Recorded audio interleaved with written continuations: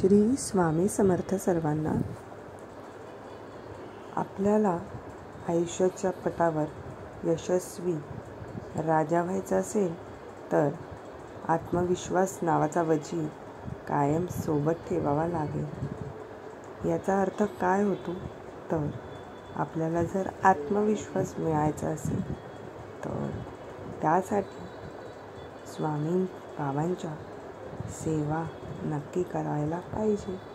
कारण त्या सेवेनेच आपला आत्मविश्वास एवढा वाढतो की आपल्याला आयुष्यात कितीही त्रास सहन करावा लागत असेल तरी त्या त्रासाचं आपल्याला काही वाटत नाही.